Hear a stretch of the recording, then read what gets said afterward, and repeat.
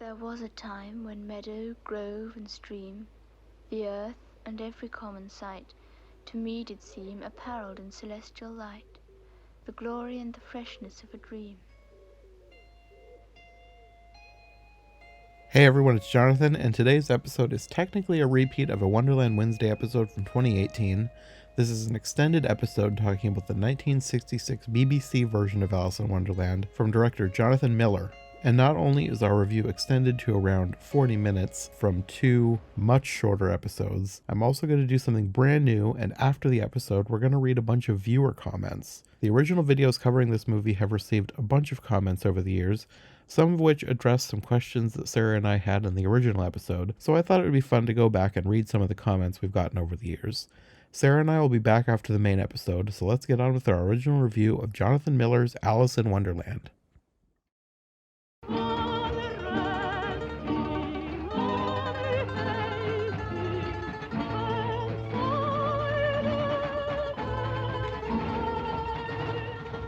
Hey everyone, welcome back to Wonderland Wednesday. Today we're going to be talking about the 1966 BBC version of Alice in Wonderland. Another BBC version, this one completely different than the other ones.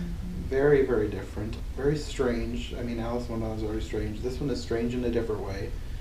We already said that the Czechoslovakian version was strange. This one is strange in an even different way than that one. They're all strange in their own way. Yes. This one is black and white, and it has a very unique combination of music styles. They have paired hymns with Indian music. They got a composer, his name was Ravi Shankar, and Ravi Shankar, and I don't know. I liked the effect, but it was very different than anything else we've seen before, which I guess is a good thing because we're watching so many Alices that if they all had the same kind of music, it would get old after a while. But they really seem to like the hymn Immortal Invisible for some reason, because it was played in the background quietly through many scenes of the film, and then they outright sang it at least once, maybe twice. It took center stage more than once, really. Yes. Which, as I was saying to him, I mean, we grew up singing this song in church, but looking in the hymn book, I think the man who wrote the words, you can double check it, who wrote the words to this song lived from maybe 1824 to 1908, and probably wrote the words during the reign of Queen Victoria. So it's fitting. It's also a Welsh hymn tune, so it's very fitting to the period.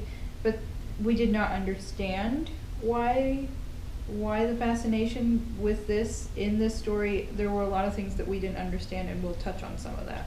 We kind of felt like this movie was filled with references, metaphors that we didn't get. Yeah. So we kind of need to sit down with the maker and say, what on earth did you mean by XYZ? Yeah, which we could talk about that in most any scene. There was something that was left us either laughing or scratching our heads with confusion.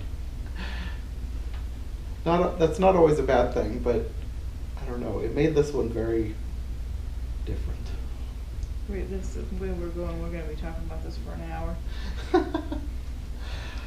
It starts out not on the bank, but with Alice being ready to buy a maid. Her sister seems to already be put together, and the maid is whispering to Alice as she's getting her ready, almost halfway mumbling to herself. But you find out as you're watching the film, that's what a lot of the conversation is whispering. There's so much whispering in this movie. I don't know how there's far more whispering than any normal level conversation. Mm-hmm. Then she and her sister head out, and it's somewhat normal. It's a little bit drawn out because it starts out quiet, and then this sort of Indian music kicks in, and you're like, okay, 1960s. They end up on the bank. One of the things that I'm struck with in this version is just how, even though it's black and white, some of the scenery, you can tell it's just gorgeous. And the garden scene with the Hatter, they have this close-up of these beautiful roses. It's almost a shame that it wasn't in color, so you get a better feel for that, but I appreciated it. They end up on the bank like they normally do, except I'm not really sure that it was a bank. It looked bank enough to me. I didn't see any water, but maybe. I guess if that's what you're looking for. They ended up on a hill. Yeah. And I suppose she was supposed to have fallen asleep. They did show her lying down, but when the rabbit comes along. Rabbit. That's another thing about this version. All of the people that should be animals are played by people, and they insert all sorts of animal noises, but the people aren't making the animal noises. Yeah. They're just overlaid onto what is happening, and it's almost like it's supposed to be a metaphor of what these people are acting like or what they are. But even if you've read the story, you know what animals the people are supposed to be, and the noises don't ever seem to match because they're barnyard animals. Yeah, like during the caucus race, there was a whole lot of pig noises. Which you have to wonder, is that what he's thinking that these people are acting like? I don't know. That was just one of the many things that confused us about this version. Right. So the rabbit comes along and he's flailing like, "Come follow me," and she's looking off in the distance like she doesn't even see him. This is another thing. Mm-hmm. Alice was chosen, she wasn't an actress and she didn't do any acting after this, but she was a serious young person, and the person who made this film was drawn to that and he wanted her. Throughout the film, she shows practically no emotion. And she's always staring off into the distance, it seems like. For the most part. And every once in a while you get a look from her that seems kind of like, "Oh brother, these people," but still very serious. But apparently he's gotten through to her and she takes off after him, and they go into underneath this old bridge, which is neat looking. But instead of falling down the hole, all of a sudden she's in what seems like an old school or church. Or maybe even a museum or some combination. I'm thinking that they were trying to convey school. I wonder if they were trying to have a throwback to Lewis Carroll, his life. It could have been. I don't know, but it was one of the many things we didn't understand. There were these flowing white raggedy curtains. And then there are stairs, and there are these human anatomy charts showing all the muscles. What on earth? She ends up in this little room with the bottle, and apparently they didn't have a lot of budget for major special effects, but you liked the way they did it. The way they did the shrinking and growing, I thought was really clever because they used different camera angles. So they had a close-up on her face while she was drinking, and then they immediately would cut to her under the table as small. I thought it was a really clever way to get around any budgetary constraints that a scene like having someone shrink and grow would cause. I thought it was really well done, and it struck me as one of the best effects of the movie, much better than a lot of the other ones we've seen where they tried to green screen it in or whatever. It was just really simple and kind of genius, I thought. A few more notes on the visual aspects of this film. One, she wins the award so far of Alice with the fluffiest hair. I don't know if it was because it was the 60s, but she has this really fluffy, straight hair, and I don't know if they were going for mysterious with this or what. Two, unlike an Alice where you might expect one outfit on the bank, one outfit for Wonderland, or just the same outfit throughout the whole bit, she has at least 3 different outfits depending on the scene. And so, it's not like she changes outfits. No, it's just all of a sudden she is in that outfit. So when she follows the rabbit into the hole and ends up in the school, all of a sudden she's in a different outfit. She ends up back in that other outfit in a different scene, and at some point she seems like she's in a penny and more of a simple dress. There wasn't really any continuity with her clothes, and I don't know if that was on purpose or it just sort of happened. Another mystery. I love her second outfit, which I can go into more. It was beautiful. The clothes are a topic in and of themselves in this film because they made some interesting choices that didn't fit. Her second outfit was gorgeous. It's one that I actually wouldn't necessarily mind owning. It looked kind of satiny and full at the back, and she was wearing these adorable little boots. That aside, another interesting visual thing about this film is how many dead animals are in it. All in taxidermy or edibles that may have just been lying around like game birds that I guess maybe somebody's going to eat. So when she's in this room with the shrinking and growing, one of the things that you're struck by is that a taxidermy dog? Like a hunting dog, maybe? That's what it looked like to me. She does look out through a small door where she sees people wandering around with Immortal Invisible playing. And another confusing thing is they seem to do the tears scene, but it's just this little blip, and all of the sudden it's like they have this slowed down audio which sounds gross. It's like this. It's just really strange. It's like it makes this no sense. flood is happening, but unless you are familiar with the story, you would have no clue what just happened. And then it's over and never mentioned again. And then it's like they're mimicking the bank scene because she's in another part of what seems to be the same building, but they have indoor plants, so it's kind of like being outside, but it's almost like a church or a school, and you have all the people who should be animals trying to get dry, and the guy reading history, which this movie has more than one funny part, and he's confused whether it's supposed to be funny or not. I'm just gonna roll. It's very, very dry. Like, it's kind of a play on the fact that they're supposed to be getting dry, but this is so dry, but dry humor. In addition to the dry speech that he's giving, it's so dry that it's not immediately apparent if it's supposed to be funny, but I found it hilarious. I think it's supposed to be funny. In the spirit of the book, it's supposed to be funny, so I'm going to go with that's what he was driving at. And it was more ornery than you would expect, because one of the animal people says, "I've never been more bored in my life," or something like that. Just these little, and one of them snoring, and there are all these little funny touches, not over the top funny, but I appreciate that they did inject some humor into it. Okay, and here's one of the most confusing parts to me, because they go into the caucus race and they're running around, and then at some point it looks like they're trying to make crosses on their chests. You know the gesture better than I do if you're Catholic.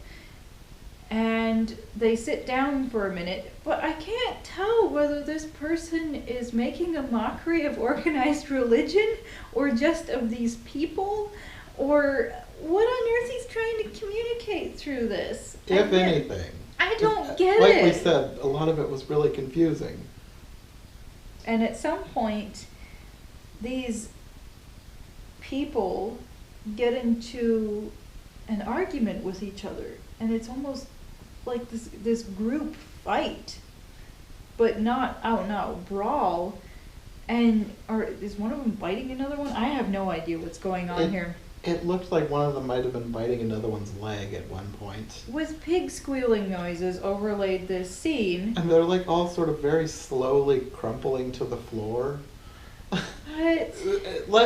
Another very, very confusing thing with no explanation. And then it's kind of normal because they have the part with her giving out the peppermints as prizes, and she's presented with her own thimble. Her own thimble. It was kind of normal. at some point she's trotting along in this film and she goes underneath a bridge, I believe, some kind of tunnel, and there's just some random dude in a bathtub taking a bath. For no reason. I actually said, was there somebody taking a bath down there? I had to rewind it to see. You almost have to watch 2-3 times to get. I mean, they weren't showing anything, but how inappropriate. It's so random. It's so inappropriate. Do not try this at home. Otherwise, little girls may come running by when you least expect it. Except she was very indifferent and didn't even really notice. I don't know if she noticed him at all, and she, just keep running. Just keep running. The caterpillar is next, and he's also not a caterpillar. It's a guy in period clothing. I don't know what period. That's another thing about this film, because their costuming seems more like the 1880s rather than the 1860s.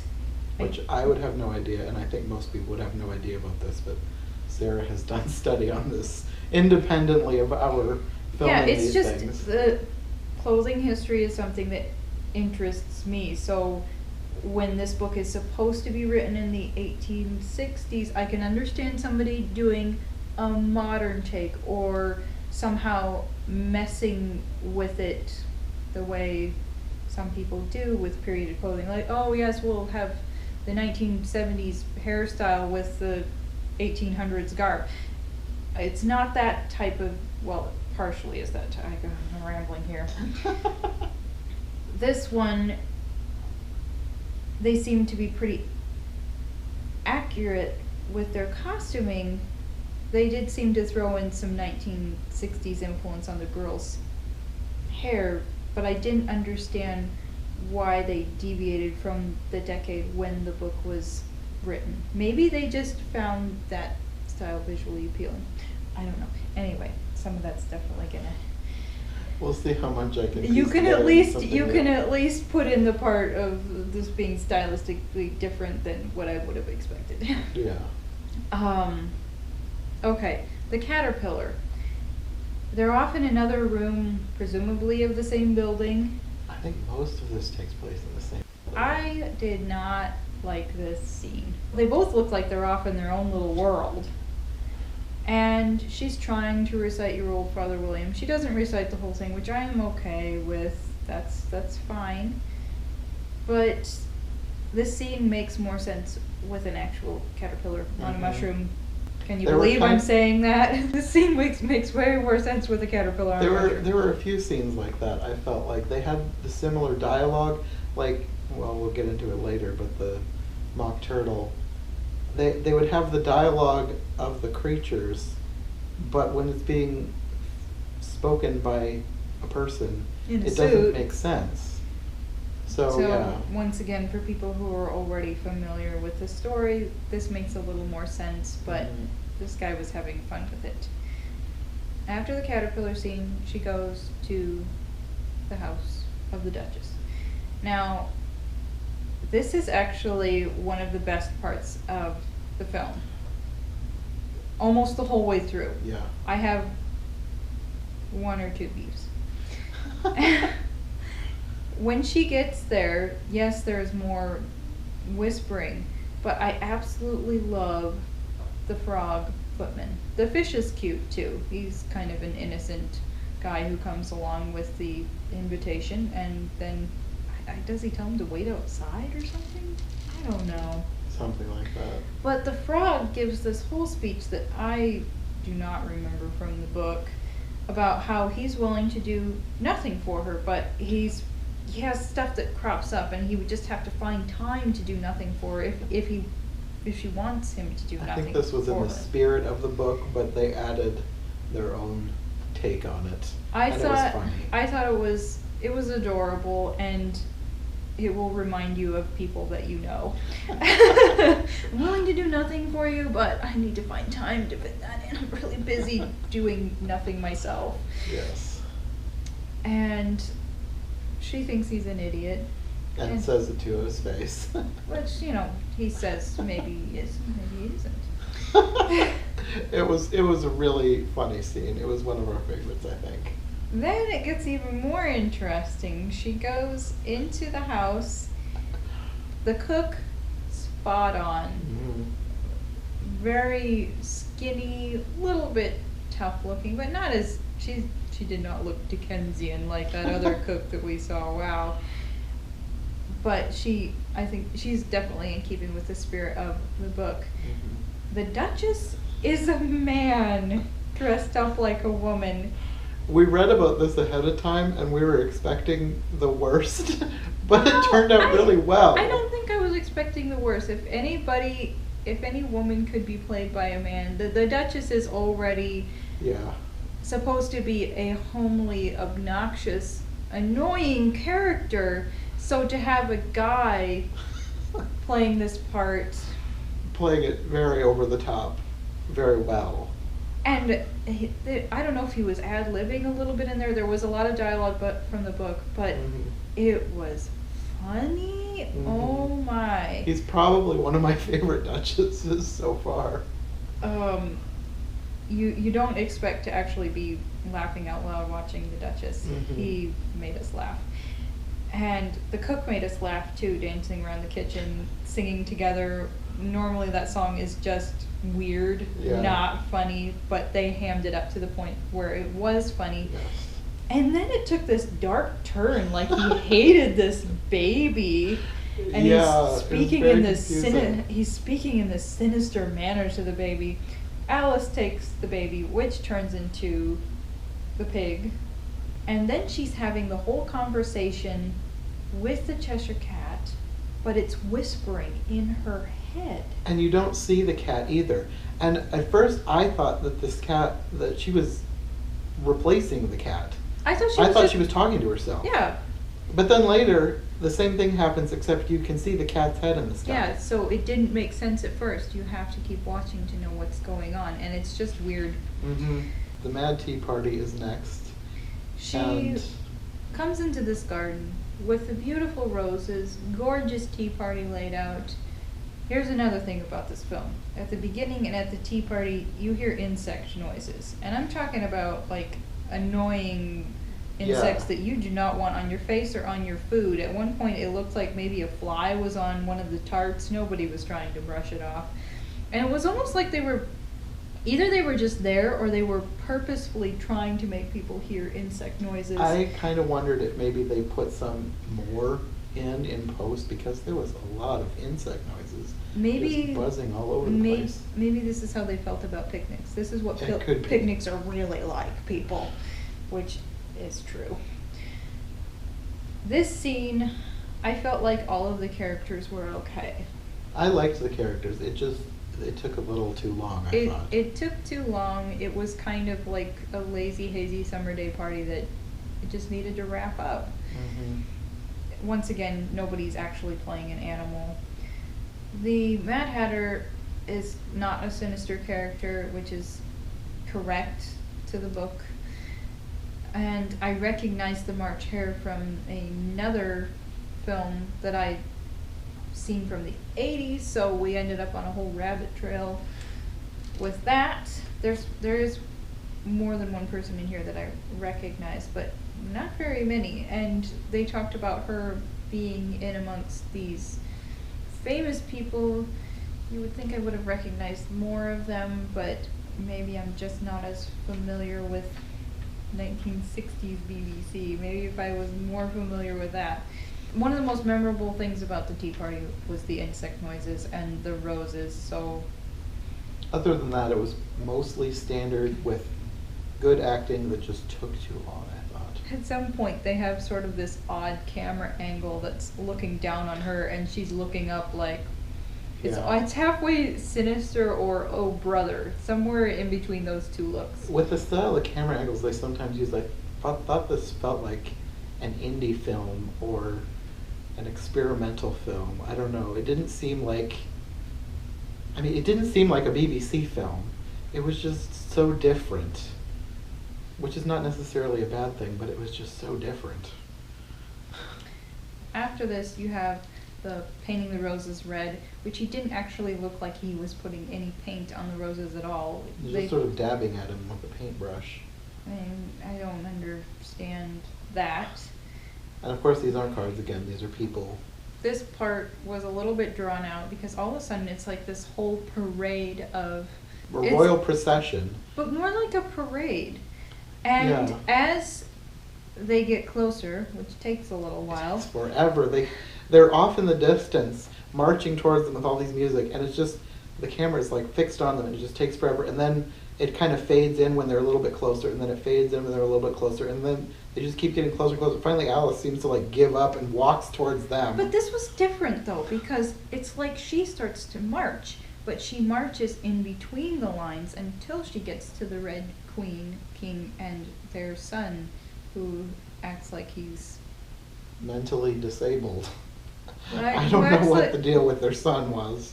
Well, he acts stupid and gluttonous, but his father says, but he's very tall. You know, like this is the redeeming factor for how ridiculous he is. It was another one of those things where we kind of wondered, is this supposed to mean something? Is this yes, referencing is this a something? historical feeling that this person had about one of the sons of the monarchy? I do not understand this. Maybe we don't need to. Maybe he was just supposed to represent the Knave of Hearts who stole the tarts. Yeah. Because you get that impression in the courtroom scene. He is the accused, and Yeah. he's acting like he can prove his innocence, but he doesn't seem too worried about it. Then, of course, you have the scene where the cards are in trouble and they're supposed to be beheaded.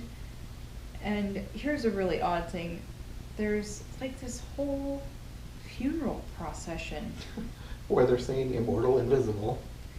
But it's just this one single soprano who, if you know who Jeanette MacDonald is, sounds a lot like her, that style of singing. And somebody seems like they're on a mandolin or something. I don't know. It was just very odd. Somewhere in there, they transition into the croquet scene, but it's almost like it's sort of blended together. Yeah. There's this random guy in a wheelchair down in a creek trying to play croquet with the flamingo. People up on the banks. They're just sort of whacking at things with these fake flamingos. And then it's almost like this party is half asleep or something. They're all just sort of sitting or standing around, which is kind of true to what could happen in a long drawn out summer party, but it was kind of odd. It was just another one of those scenes that felt like it took too long, which there were quite a few of those scenes. They were not bad scenes, it was just like so slow. They have the part with the cat's head showing up in the sky and wanting to behead the cat, and that's where you figure out that she was talking to the cat earlier. And the Duchess comes onto the scene, and while it's still a middle-aged man, they do seem to have a fairly normal dialogue from the book, but it all seems to be happening in her head. I don't know how much of it This was another very confusing thing, because it seemed like she was thinking everything, because her mouth was not moving. But the Duchess was still talking to her, and the Duchess was literally talking. You weren't just hearing the Duchess's thoughts. Yes, she would say something, and then the Duchess would respond. But she wouldn't. But Alice could also have her own thoughts without the Duchess hearing them. This did not make sense. It was so confusing. And then the Queen comes along, and there's the whole part with either you or your head must be off. And instead of acting scared, the Duchess starts to leave and then turns around and does sort of a type. Does this. I don't know. Whatever that means. We don't know what that means, so if we just did something really horrible, we're innocent. I want to know what that means, because I know I know there's a story, I think, by Mark Twain that involves that gesture, but I don't know if it's just some form of, it's some form of disrespect. I don't know. That's all, we know that's what it was trying to convey, and that's all we know about it. If you know what that means, please leave a comment. Yeah. Enlighten us.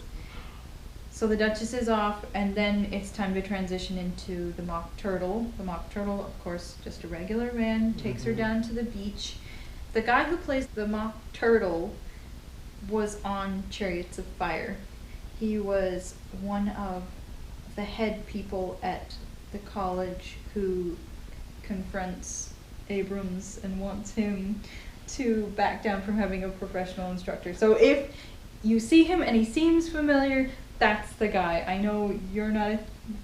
I watched Chariots of Fire once years ago, and I don't remember much of it. And I've seen it as a younger person and as an adult. So if he seems familiar to you, that might be why. That's probably the only other thing that I've seen him on. And he's probably super famous and been on oodles of things. But that aside, this scene, one of the things that I actually kind of liked about it was they go into the dance part, but you have these men who are maybe in their 40s or 50s, and I'd say they're older than that. Well, I'd say 50s or 60s at least. Okay. They look like they might have white hair. Right, but he was still acting in Chariots of Fire, so maybe... Okay, these men might have been in, say, their 50s. They're older guys. That's kind of insulting. They're probably dead by now. I don't think they'll be insulted. Okay, you have these mature individuals playing these characters, and for the part with the dance, they don't have their shoes on and they have their pant legs rolled up and they go dancing around at the shore's edge. And I liked it. I liked seeing them let their hair down like that for that scene. I thought it took too long. But you don't see that in the other versions. You always have these big costumes, Yeah. and I liked it. And then you have Alice. I don't know if she's having telepathic communication here or... I don't know what was going on. She's basically whispering to herself, it's time for the trial. And this is not my favorite trial scene. This was... So strange. So weird. It opens with a hymn, again. I think it was Immortal Invisible. And...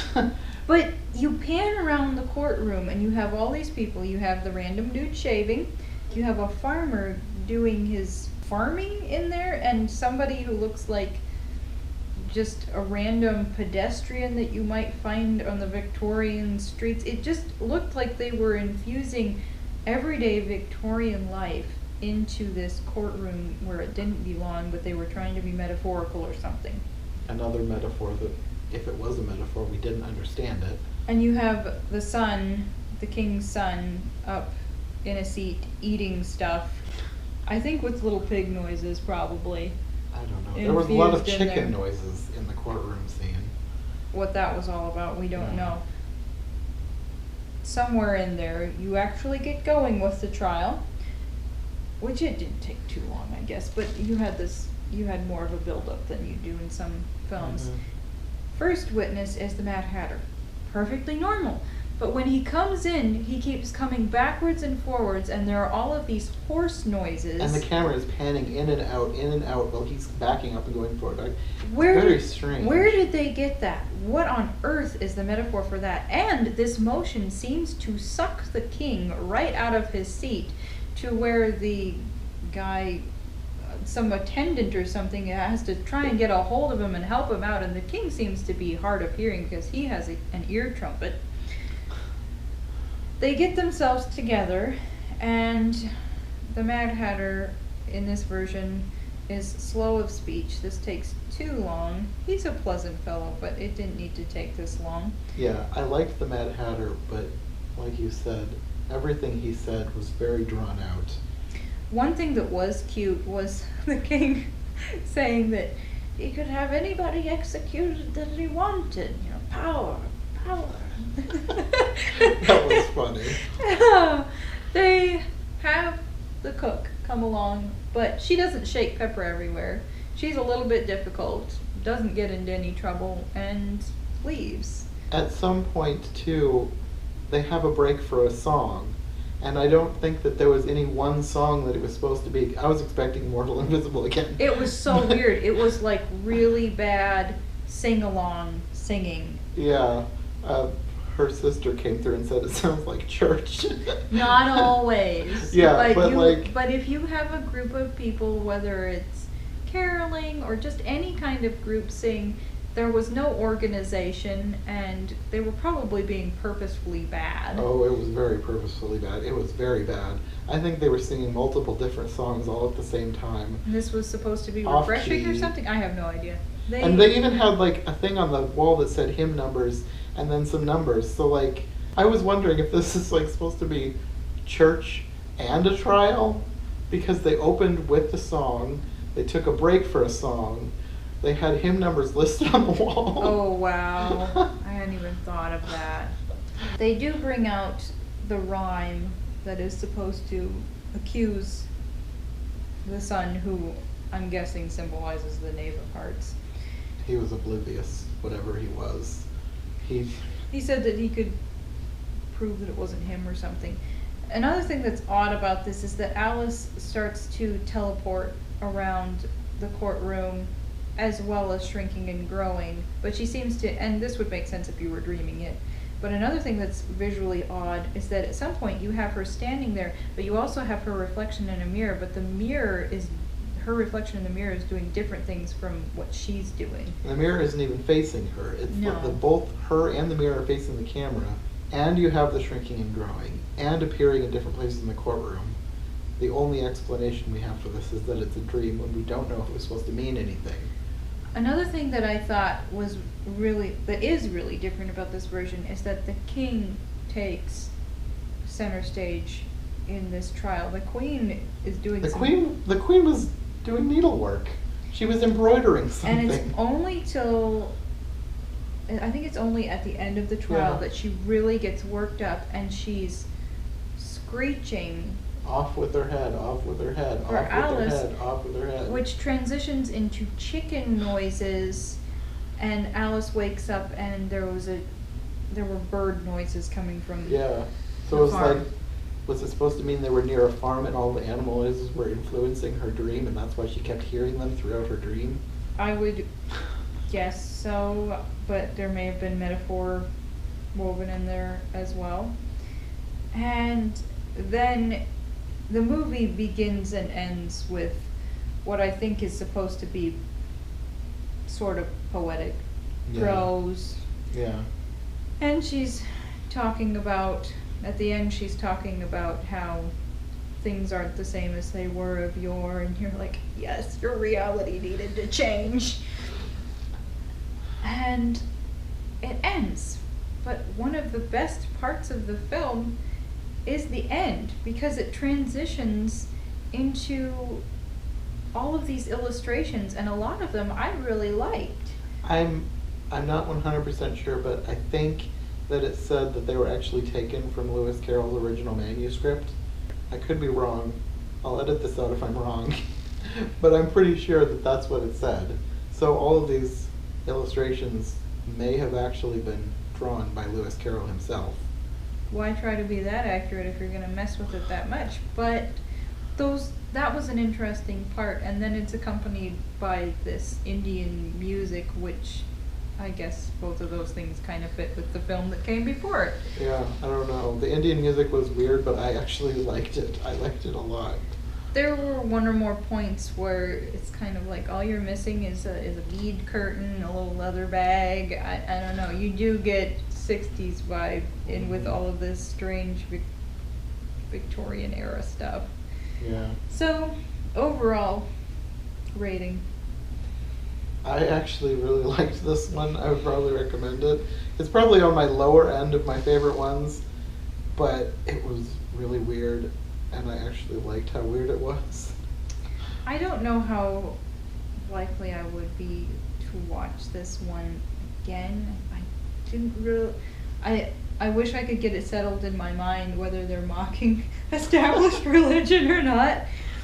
I think there were interesting parts in it and funny parts, but I didn't fully appreciate all of the strange things that That's they true. did with it. I guess I would say that I recommend it with a caveat if you really like weird things. If you don't really like weird things, don't bother with this movie. If I understood better what the person was trying to communicate through this version, maybe I would like it better. There were different... I love how much they incorporate natural beauty into it. And of course I like that one outfit, but it wasn't... there were things that just didn't do it for me, I guess. It was very confusing, and I don't understand most of it. But I still liked it. I can't explain it. I liked it despite being confused. You want to know what's terrible? I think I like the Czech version better. That doesn't have to be terrible. I don't know which one I liked better either. I don't know. I liked different things about both films for different reasons. Okay. I guess that's all for today. We don't know what we're watching next. You get to be surprised. Yeah. So, see you next time. We'll see you next time. Bye. Bye.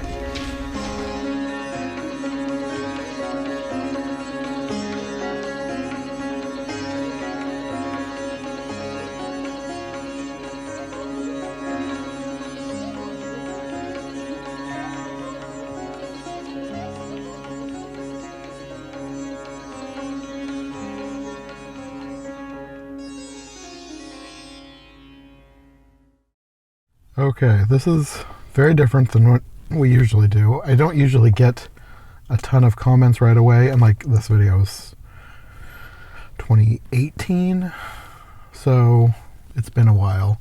So it's collected a lot of comments, and I feel like it's had more interesting comments than a lot of the videos, because most of the time comments are just like, I really like this, or like, I really like this part, but this had some interesting comments that I thought we should talk about. So I thought, since I'm going back to this episode and re-releasing it as a brand new podcast, we might as well record an extra little bit to talk about. Okay. So I'm not going to do like all the comments, but I'm going to pick out some of the most interesting ones. One of the main comments that I wanted to talk about was just because it clarified something that we had questions about when we originally recorded, because she runs through that building and we were like, what kind of a building is this? Because it had all those medical things on the wall, and it's like, is this some sort of a school or a church or what? We didn't know. So this person, who they have their name as I have a unique perspective on the world, they wrote, it isn't a church or a school, it was a hospital called Royal Victoria Hospital. It was demolished in 1966 and abandoned at the time that they filmed it. Oh. So they filmed that scene in an abandoned hospital. So I wonder if the curtains were just like that? I bet so. Wow, because that's very atmospheric. It is. Wow, that's sad. Another person also wrote, the corridor with the blowing curtains at the start was filmed in an old military hospital which no longer exists, sadly. So I wonder what year that was from. Well, 1966. So. Well, let me think. But architecturally, I'm wondering just how long that building was there. Anyway, like, I'd have to go back and try and pick up details. You guys could have told us the name. Well, but thank you for the info anyway. They said the one person said it's the Royal Victoria Hospital. Oh, sorry. So yes, it was probably quite old. Yeah, we could probably Google it. Watch our 15-minute segment turn into a half an hour. Okay. Netley Hospital. The Royal Victoria Hospital, or Netley Hospital, was a large military hospital in Netley near Southampton, Hampshire, England. Construction started in 1856 at the suggestion of Queen Victoria, but its design caused some controversy, chiefly from Florence Nightingale. Often visited by Queen Victoria, the hospital was extensively used during the First World War. It became the 28th General Hospital during the invasion of mainland Europe in the Second World War. The main building, the world's longest building when it was completed, was entirely demolished in 1966, except for the chapel and former YMCA building, which still survive. Wow. The extensive outbuildings, which once occupied a vast acreage of land near the rear of the main building, finally succumbed in 1978. The site of the hospital can be seen and explored in Royal Victoria Country Park. And then, in the section about the decline of the hospital, after the war, the hospital continued to care for some casualties returning from overseas service. It also accommodated some Hungarian refugees in 1956, but due to its high cost of maintenance, it gradually fell into disuse, and the main site closed in 1958. The pier was never repaired and had been demolished by 1955. In 1963, a large fire damaged much of the building, and it was demolished in 1966, with only the chapel retained. Shortly before its demolition, Jonathan Miller filmed his 1966 version of Alice in Wonderland in the hospital. I'm glad he did. Interesting. Very, very interesting. And it was under basically 4 monarchs. It was under 4 monarchs because you have Queen Victoria, the Edwardian period, King George, and then Elizabeth. I'd seen a few things. Some of the comments on here are just short little things that made me laugh. This person, Azale West, says, Alice is so serious. I wonder if it was like that in the 1800s. And Gambit771, I think there were a lot of insects and birds when they filmed. This is what an English countryside can sound like. Because Nice. you remember how buzzy It's some been of the so scenes long. I think vaguely. we commented, like, especially when they're outside. Oh, there's so like with many the bug tea noises. party? Wasn't there a ton of noise at the tea party? There might have been. I think I'm thinking mostly of when she meets the queen, but I bet, yeah, there was during like the tea party awkward too, fly yeah. noises, which are Yeah. accurate to real life. Because no, the outdoors is not pristine. Well, it can be pristine, but it's not quiet. I'm not sure how to pronounce this person's name. Lil Mandan 96 says, great analysis. So good to get an American take on it like you two. I hate it when they mess with the story, but it was the 60s. They had to be different. Keep up the good work. You're good at it. Oh, that's nice. Thank you. And with Dreaming Eyes of Wonder, a fascinating and surreal adaptation, second only in oddness to Svankmeyer's adaptation. Which one's that one? Check. Oh, okay. The more you know of Victorian culture and history, the more you'll get out of it. Same for any familiarity with surreal cinema. I can relate to the first part of that comment, and then the second part, I'm probably just not as familiar with surreal cinema. But hey, we watched the Czech version, so I probably got a crash course in it. And then this one, a very long but interesting comment, Ian McMillan. I saw this TV film when it first came out in 1966. The White Rabbit is Wilfred Bramble, who was in the classic TV series Steptoe and Son. I saw him a couple of times in The Coach and Horses in Soho, London. John Bird is the Frog Footman. I saw him in the foyer of Queen Elizabeth Hall, London. We were waiting to see a Karl-Heinz Stockhausen concert. I don't know who that is. Alan Bennett is reading The Dry History of Edwin and Morka.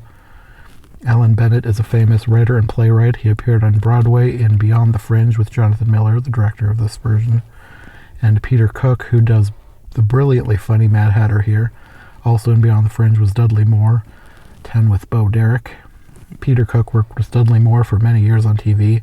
I also used to see Peter Cook in the above-mentioned Coach and Horses pub in 1970s. The Caterpillar is Michael Redgrave, the famous stage and screen actor, the father of Vanessa Redgrave.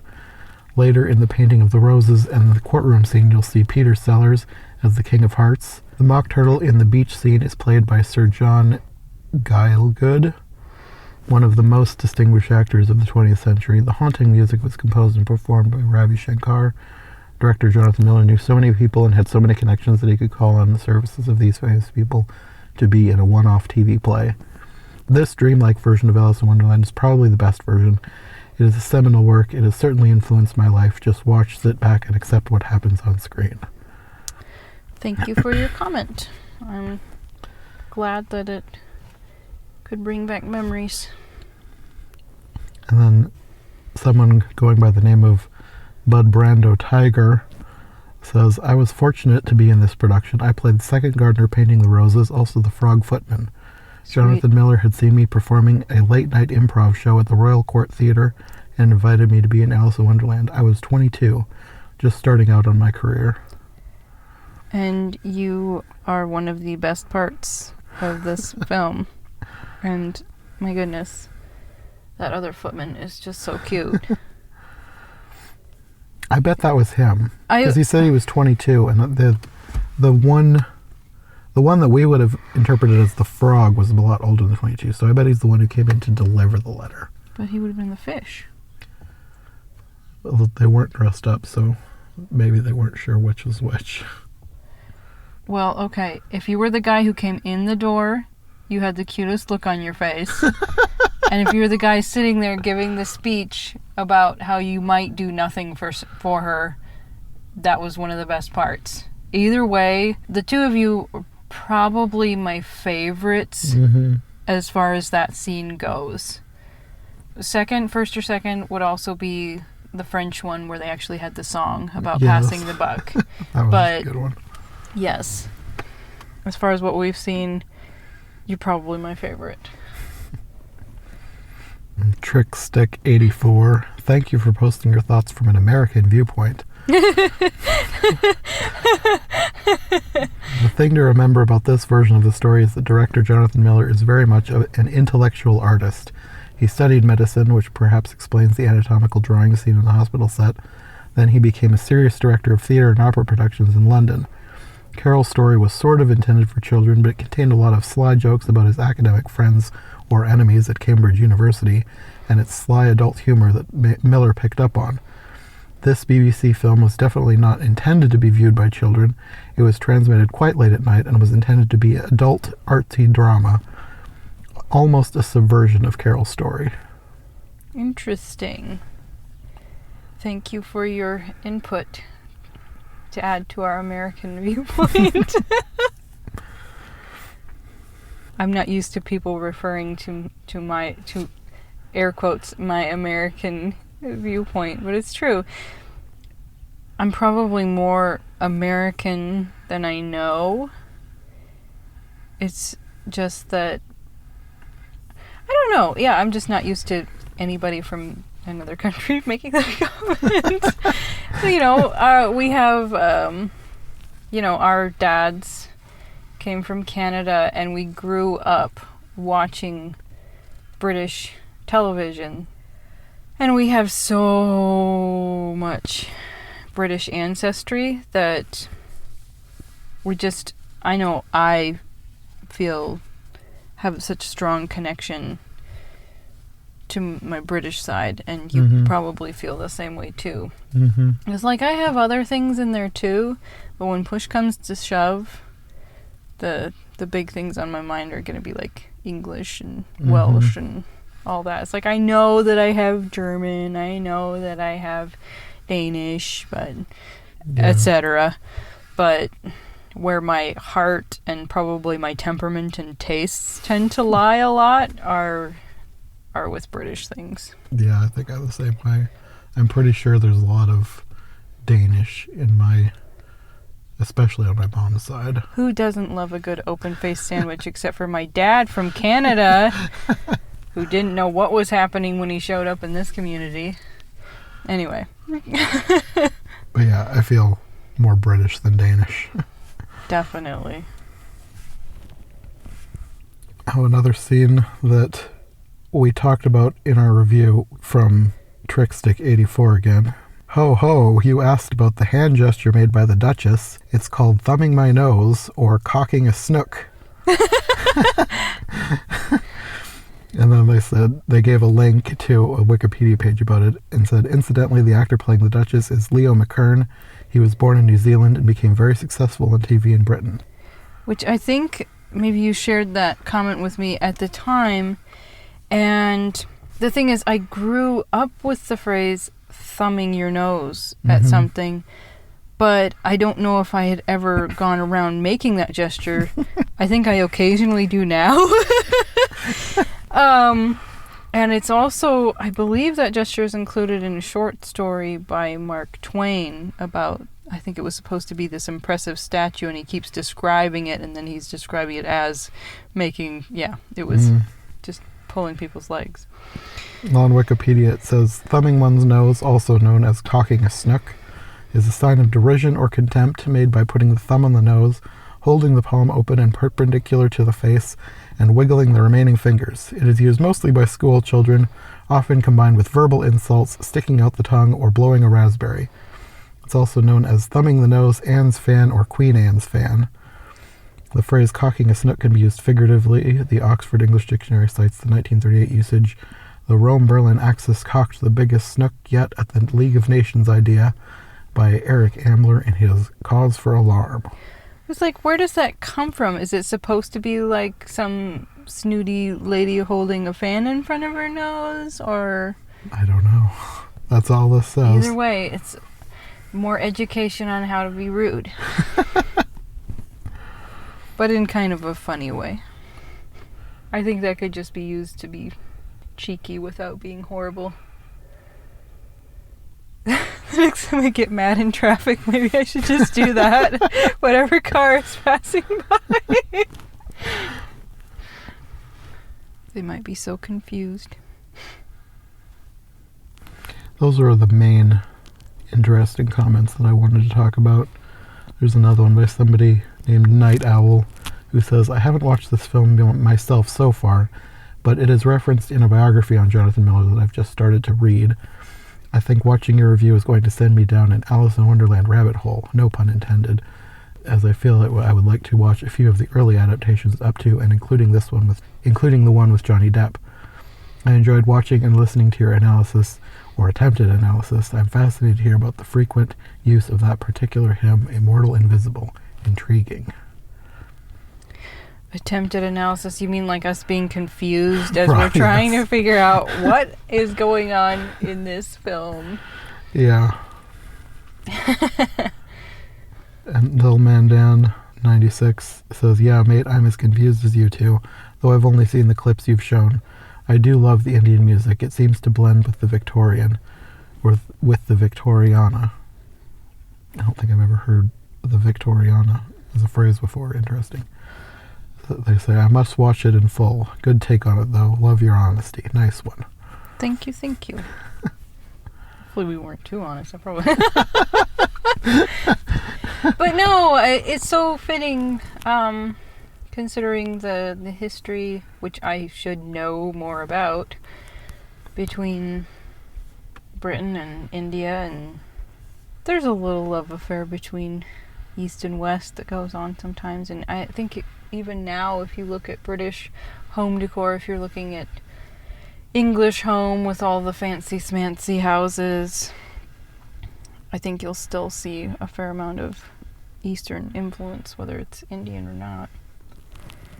Anyway, I kind of feel like I could use some of the music from this movie while driving or something. I almost need to re-listen to some of it. I have looked him up outside of this. This is actually the film that introduced me to the existence of Ravi Shankar, and after that I've done some reading on him and listened to a little bit of his classical music. Indian classical music, which is way, way different than Western classical music. Interesting. That is another interesting rabbit hole to go down. Anyway, thank you everybody for your comments. Yeah, I just thought this would be a really fun addition to the podcast. I don't get to do this a whole lot because I don't get a ton of comments right away when I post things. It usually takes a while before comments start trickling in, but for some reason this version has attracted a lot more comments than others. And I probably only did like half or less of the comments. A lot of them was just like short comments about how much they love this version. It probably has a bigger following than we realize, and it is interesting. Mm-hmm. They did make it colorful. For a black and white film. Yeah.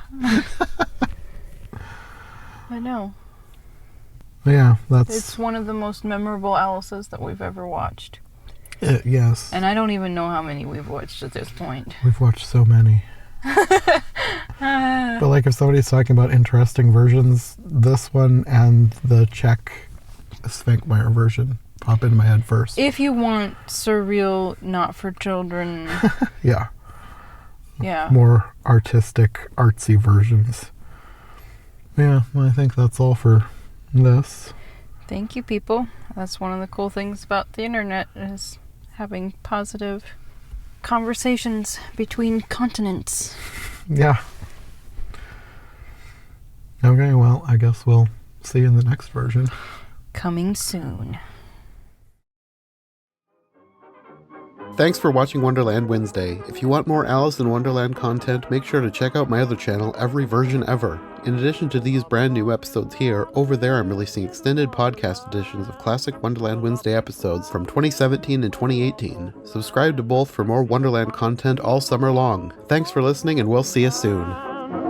Come along and pass through the looking glass into Wonderland.